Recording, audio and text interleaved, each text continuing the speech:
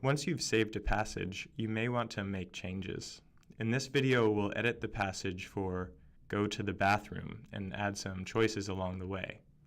To do this, we click on Modify this passage. You can save and modify a page as much as you want, so don't hesitate to save and see how it looks and update again. Passages in this game universe are connected through hypertext links. When you create a page, it will automatically create a Go Back button in the footer, but that's it. We can add links to this page to make this bathroom adventure a little bit more fun. Let's give other players a choice of which bathroom stall to use. To do this, we can type out some options.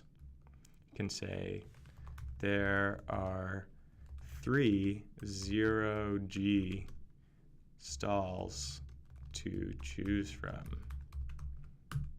And let's give them weird corporate names, maybe stall 787, stall 788, and stall 789. Then, to add a link, we highlight this text and click the Insert Edit Link button. We can see the text to display is already populated. All we have to do is change the link type to internal and type in a page for this to go to. In this case, I'm just going to use the same as the text appears, stall 787, and click OK. And I'll quickly repeat this for the other two choices.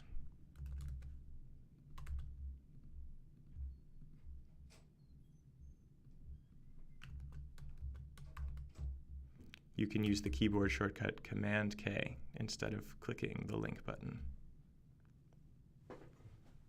We can see that the text has changed into this green box, and when we click Save Changes,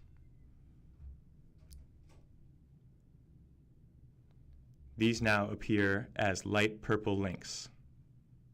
Where do these go? This link takes us to create a new page.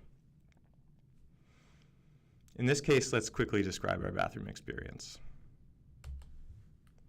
You relieve yourself and feel much better.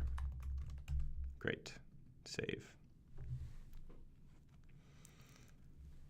All right, we've created something of a storyline here where a player goes to the bathroom. So exciting.